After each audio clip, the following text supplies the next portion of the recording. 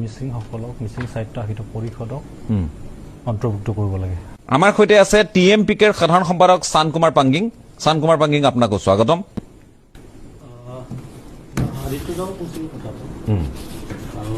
কম বেছি পৰিমাণে দয়ানন্দ বৰুৱা তেখেতেও কৈছে এই কথাটো। প্ৰথমতে আমিও যে টিএমপি হিচাপে স্পষ্টকৈ এই কথাটো ক'ব বিচাৰিছোঁ যে বৰ্তমানৰ জনজাতিসকলৰ ক্ষতি নোহোৱাকৈ অসমৰ 6 জনগোষ্ঠীক এছটিকৰণ কৰাৰ ক্ষেত্ৰত আমাৰ একো অসুবিধা নাই। কিন্তু এতিয়া ইতিমধ্যে এই কথাটো প্ৰতিবেদনতো স্পষ্টকৈ তেওঁলোকে এই কথাটো কৈছে যে ক্ষতিটো হ'বই। গতিকে ইয়াৰ মাজত বৈজ্ঞানিক এটা বিজ্ঞান ভিত্তিত কেনেকৈ এই কথাটো যিহেতু বৰ্তমান সময়ত বহিৰাগত বা বাংলাদেশী সমস্যাৰ খিলঞ্জীয়া ভূমিপুত্ৰৰ সুৰক্ষাৰ স্বাৰ্থত এই যিটো ৰাজনৈতিক ডিমাণ্ড অসমৰ 6 জনগোষ্ঠীসকলে তেওঁলোকে ডিমাণ্ড কৰিছে আৰু সেইটো একমাত্ৰ দয়ানন্দ বৰুৱাই তেখেতেও কৈছে ডাঙৰীয়াই যে এইটো জনজাতিকৰণটোত বেছি প্ৰফিটেবল আছে। কিন্তু ঠিক তেনেকেই আমিও আজি মিচিং জনগোষ্ঠীটো আজি 4টা দশক ধৰি কেৱল মিচিং নহয়, ৰাভা, তিৱা, আমিও এই 6 শিডিউল যে ভাৰতীয় সংবিধানৰ 6 শিডিউল আৰ্টিকল 244 অন্তৰ্গত আমাৰ মিচিংসকলক মিচিং সাহিত্য সাহিত্য পৰিষদক অন্তৰ্ভুক্ত কৰিব লাগে। ৰাভা সাহিত্য সাহিত্য পৰিষদ, তিৱা সাহিত্য সাহিত্য পৰিষদক। আৰু 6 শিডিউলত যিখিনি সুবিধা আছে সেইখিনিতো আমি জানোৱেই, কাৰণ বৰ্তমানৰ সোণম বংশুক যিটো আমাৰ লাডাখৰ তেওঁলোকেও 6 শিডিউলৰ কাৰণে আন্দোলন কৰি বৰ্তমানেও কাৰোবাক খাটিবলগীয়া আছে। তাৰ মানে আজি যিসকল BTAD বা BTC গঠন কৰিছে 6 শিডিউলৰ আণ্ডাৰত, আজি তাত অন্তত কিঞ্চিত পৰিমাণে হ'লেও খিলঞ্জীয়া এই থলুৱা মানুহখিনিৰ সুৰক্ষিত, মাটিৰ ক্ষেত্ৰতে হওক বা অন্যান্য পলিটিকেল ৰিজাৰ্ভেশ্যনৰ ক্ষেত্ৰতে হওক, ৰাজনৈতিকভাৱে সুৰক্ষিত, সামাজিকভাৱেও তেওঁলোকে সুৰক্ষিত। সেইকাৰণে এতিয়া আমি 4টা দশক আন্দোলন কৰি আছো। আজিৰ এই প্ৰেক্ষাপটত যি ধৰণে আমি অসমৰ 6 জনগোষ্ঠীক জনজাতিকৰণ কৰাৰ ক্ষেত্ৰত আমি এটা আলোচনাৰ মাজেৰে আমি কেইবালানিও টাই আহোম ছাত্ৰ সন্থাকে ধৰি পেলাই যিমান 6 জনগোষ্ঠীৰ ছাত্ৰ সন্থা আছে তেওঁলোকৰ লগত বহিছোঁ। আমি ত্ৰিপাক্ষিক তাৰমানে অসম চৰকাৰ জনগোষ্ঠীয় ছাত্ৰ সংগঠন আমি একেলগে বহিছোঁ। তাৰমানে মই এইকাৰণে কথাটো আপুনি কৈছে খুব ভাল হৈছে যে বহুতে ভাবি আছে যে এনেকুৱা নেকি যে তেওঁলোকে জনজাতি দাবী কৰিলে আৰু তেওঁলোকে বিৰোধিতা কৰিলে মুকলি সংঘাতত লিপ্ত হৈছে, লিপ্ত হ'ব, তেনেকুৱাতো নহয়। আলোচনাত সকলো বহিছে, মানে আপোনালোকেও 6 জনগোষ্ঠীৰ সৈতে বহিছে, 6 জনগোষ্ঠীও আপোনালোকৰ সৈতে বহিছে। আমাৰ কথাটো এইটোৱে যে আমি এতিয়া আন্দোলনৰ এই সময়ছোৱাত যিটো প্ৰতিবেদন নিদিয়াৰ আগতে আমাৰ বিভিন্ন আমাৰ টাই আহোমৰ বসন্ত গগৈ ডাঙৰীয়া বা বলোৰাম তেখেতসকলৰ লগতো আমি বহিছোঁ, যাতে কৈছে যে তেওঁলোকে এটা কথা বাৰে বাৰে সেই কথাটো কৈছে যে অসমৰ খিলঞ্জীয়াৰ প্ৰভুত্ব অটুট ৰখাৰ স্বাৰ্থত ৰাজনৈতিক এই দাবী জনজাতিকৰণ। সেই কথাটোকে এতিয়া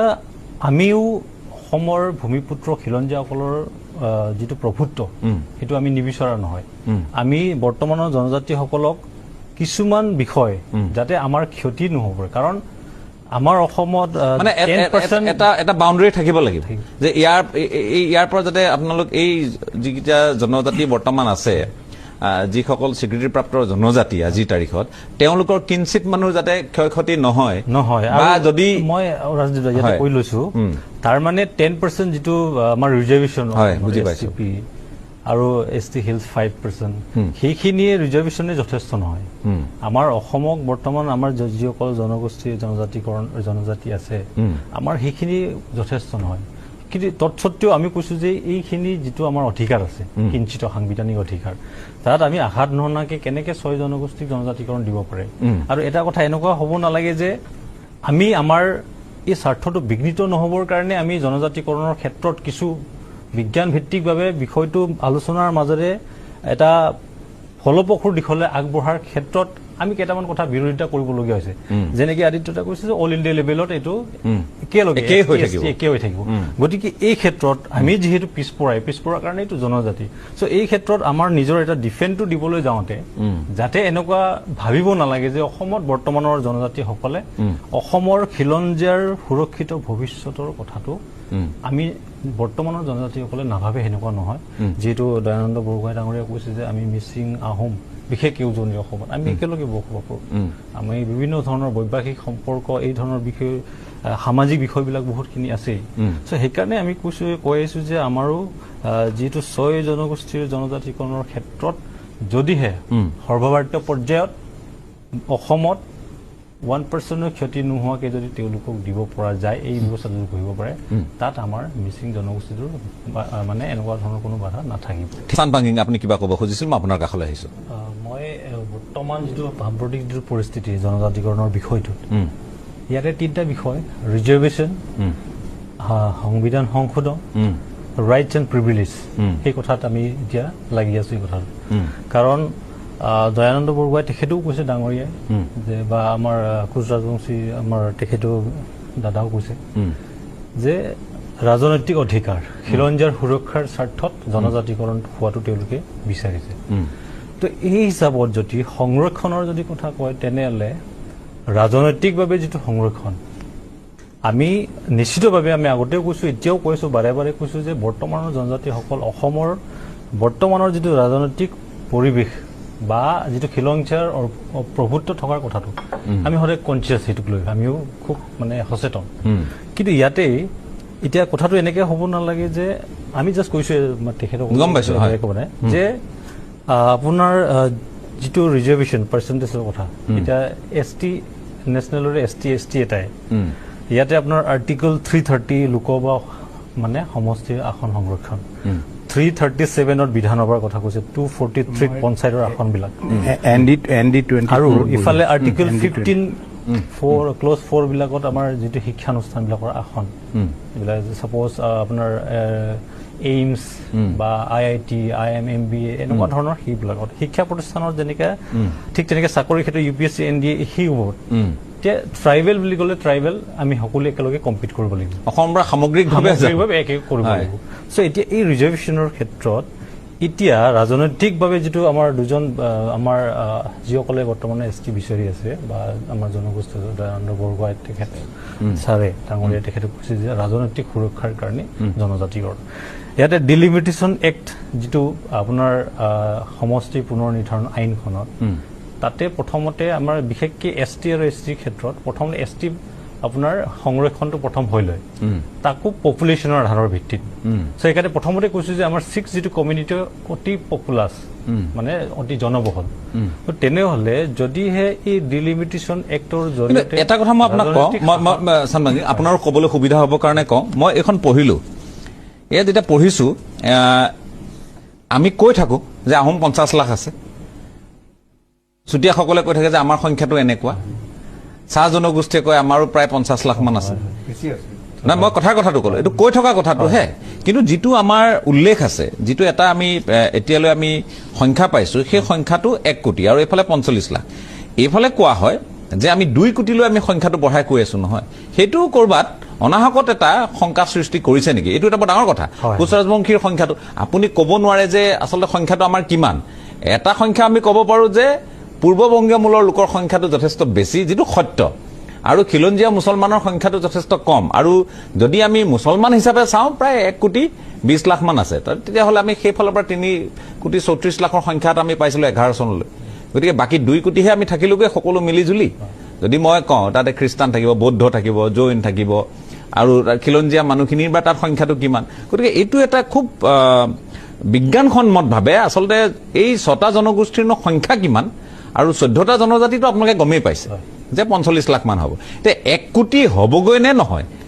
6টা জনগোষ্ঠীত বা 2 কোটি জানো হয় এই কথাখিনিতো নিৰূপণ নিশ্চয় কৰিব লাগিব আৰু এটা কৈছে যে এটা তেওঁলোকৰ কি পৰ্যায়ত তেওঁলোকৰ জীৱন নিৰ্বাহ কৰে সেইখিনিৰো এটা সাৰ্ভে হোৱাৰ সমীক্ষা হোৱাৰ প্ৰয়োজন আছে গতিকে সেই দিশটো মই আপোনাক ইয়াত সংযোজন কৰি দিলোঁ ইয়াতে তাকে এতিয়া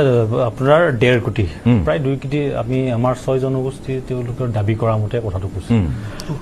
2 crore তো সেইটো আমাৰ এটা সংখ্যা আছে নথকা নহয় আমি অসমক বচোৱাৰ স্বাৰ্থত আমি অসমতে আমি নিশ্চিহ্ন হৈ যাম নেকি যেনেকৈ আমাৰ অধিকাৰ যিহেতু ইয়াতে জনজাতিকৰণ তাৰ মানে কেৱল এইটো অসমৰ সুৰক্ষিত ভৱিষ্যতৰ স্বাৰ্থত বুলি নহয় যিহেতু ইয়াতে আপোনাৰ ৰিজাৰ্ভেশ্যনৰ কোটাৰ কথা কোৱা হৈছে আজিতো এটা কথা কৈছে যে OBCৰ কোটাৰ পৰাই তেওঁলোকলৈ অনা হ'ব কিন্তু মই কৈছো যে সৰ্বভাৰতীয় পৰ্যায়ত অসমৰ ক্ষেত্ৰত ন' ডাউট সৰ্বভাৰতীয় পৰ্যায়ত এই প্ৰতিবেদন অসহায় প্ৰতিবেদন অসহায় সেইকাৰণে ৰাজনীতি মই কৈছো আমাৰ দয়ানন্দ বৰগোহাঁই ছাৰ বা আমাৰ 6 জনগোষ্ঠীৰ যিমানখিনি লিগেল অধিবক্তাই আছে বা কনষ্টিটিউচনেল এক্সপাৰ্ট যিবিলাক সাংবিধানিক বিষয় আমি এটা বিষয় আলোচনা কৰি পেলাই এই যিটো ৰাজনৈতিক যিটো অধিকাৰ তাৰমানে আসন সংৰক্ষণ লোকসভাই হওক বিধানসভাই হওক বা অন্যান্য যিটো আমাৰ আৰ্টিকল 15-16 বিলাকৰ যিটো শিক্ষাৰ ক্ষেত্ৰত চাকৰিৰ ক্ষেত্ৰত আছে সেইসমূহক ভাৰতৰ সংবিধান যেহেতু 370 আৰ্টিকল সংশোধন তাৰমানে 70 আৰ্টিকল সংশোধন কৰিব পাৰে এই চৰকাৰখনে একে নিখায় ঠিক তেনেকে আমি আমাৰ বৰ্তমানৰ এতিয়াতো 26ত আৰু সংখ্যা বাঢ়িব ৰাজ্যসভাৰ শক্তি আৰু বাঢ়িব জনজাতি ভাৰতীয় মানে মই এনডিএৰ সংখ্যাটো কৈ আছো বৰ্তমানৰ জনজাতি আৰু যিসকলে বিচাৰি আছে আমি মিলি পেলাই আমাৰ যিমান এক্সপাৰ্ট আছে সেই ক্ষেত্ৰত ৰাজনৈতিক ভাৱে হওক বা আমাৰ অধিবক্তা বা যি ধৰণৰ ব্যক্তি আমি মিলি পেলাই যে সৰ্বভাৰতীয় পৰ্যায়ত ভাৰতীয় সংবিধানখন কেনেকে সংশোধন কৰি এই বিষয়টো মীমাংসালৈ কৰিব লাগে ঠিক আছে আজি অসমখন সুৰক্ষিত হ'ব লাগিব আমি সকলোৱে ভাবিছো কিন্তু তাৰ মানে এইটো নহয় যে আমি এই যিটো পপুলাছ এডভান্স যিটো কমিউনিটিৰ তুলনাত ত্যাগৰ বিনিময়ত কিন্তু ইয়াতে অকল ৰাজনৈতিক আসন বিধানসভা লোকসভা সংৰক্ষিত কৰিলেই যে আমি সুৰক্ষিত অসম সেইটো কথা নহয় আজি যিটো ভূপেন হাজৰিকাদেৱে কৈছে যে আমি অসমীয়া নহওঁ দুখীয়া সেই কথাটো সান্তনা লবি থাকিলে নহ'ব আমি ৰাজনৈতিক সুৰক্ষাৰ অধিকাৰৰ ৰিজাৰ্ভেশ্যনৰ কথা কৈ পেলাই হাত সাৱটি বহি থাকিলে নহ'ব আমি ইয়াতে কৰ্ম সংস্কৃতিৰ পৰা আজি যিটো বহিৰাগত বাংলাদেশীৰ আগ্ৰাসন বুলি কৈছো সেইটো কেৱল ৰাজনৈতিক আগ্ৰাসনেই নহয় ইয়াত অৰ্থনৈতিক আগ্ৰাসন শিক্ষা বা বিভিন্ন ক্ষেত্ৰতো বৰ্তমানে তেওঁলোকে এইটো অহৰহ এটা প্ৰচেষ্টা চলাই আছে অন্যান্য ক্ষেত্ৰতো সেই কথাবিলাকক আমি বিশেষকৈ শিক্ষাৰ ক্ষেত্ৰত দয়ানন্দ বৰগোহাঁই ছাৰ আমাৰ তেখেত পণ্ডিত তেওঁ সেই ক্ষেত্ৰতো কিছুমান কথা আমি অসমৰ যিসকল নতুন প্ৰজন্ম বা অসমৰ সুৰক্ষিত ভৱিষ্যতৰ স্বাৰ্থত আমি কথাবিলাকক যাতে এটা মানে তৰল এটা মই কোৱা নাই তৰল বুলি ছাৰ কিন্তু আপুনি এজন শিক্ষাৰ ক্ষেত্ৰত জড়িত ব্যক্তি হিচাপে এই কথাবিলাকক আমি বহিৰাগত আগ্ৰাসনটো কেৱল ৰাজনৈতিকভাৱে নহয় আমি অৰ্থনৈতিকভাৱেও বা অন্যান্য যিবিলাক স্কিল লেবাৰৰ কথা কৈছো সেইখিনিও আমি অসমীয়া এই সমাজখনে এই জাতিটোৱে আমি আগবঢ়াই নিব লাগিব তেতিয়াহে অসম সুৰক্ষিত হ'ব কেৱল ৰাজনৈতিক সুৰক্ষাই নহয় আপুনি যিটো মিনাৰ কথা ক'লে সেইটো ভয়ে আমাৰ অলৰেডি আছে এতিয়া 6 কমিউনিটি তেতিয়া মানে কি হয় জাষ্ট এটা এক্সাম্পল হিচাপে চমুকে মানে যে আপোনাৰ যিটো ছাপোজ অম্লান বৰগোহাঁই তেখেত এজন দৌৰবিদ ভাৰতবৰ্ষৰ তেওঁৰ ৰেকৰ্ড আছে যে দ্ৰুততম এতিয়া অম্লান বৰগোহাঁইৰ তেখেতৰ লগত এতিয়া মই যদি দৌৰত প্ৰতিযোগিতাত নামিবলগীয়া হয় এতিয়া অভিয়াছলি মই অম্লান বৰগোহাঁই তেখেততকৈ মই বেছি দৌৰিব নোৱাৰিম বা তেওঁৰ লগত মই কম্পিট কৰিব নোৱাৰিম অলৰেডি আপুনি যিটো কৈছে মিনাৰ কথাটো উল্লেখ কৰিছে যে মিনাৰ লগত এতিয়া আমি ভুলতে হওক ইতিহাস বা সংবিধান সংশোধন কৰি যি ভুলে হওক লাগে আজি মিনাসকলে সৰহসংখ্যক ভাৰতৰ তেওঁলোকৰ আৰু সংগ্ৰাম কৰাৰ ডিজাইনটো বেলেগ যে ভাৰতবৰ্ষৰ যদি কিবা মিনাৰ ক্ষেত্ৰত যদি সংশোধন আনিব লাগে তেওঁলোকে অফিচ কাছাৰী কৰ্মবিৰতি ঘোষণা কৰি দিলেই হৈ গ'ল সমগ্ৰ ভাৰত স্তব্ধ হৈ যাব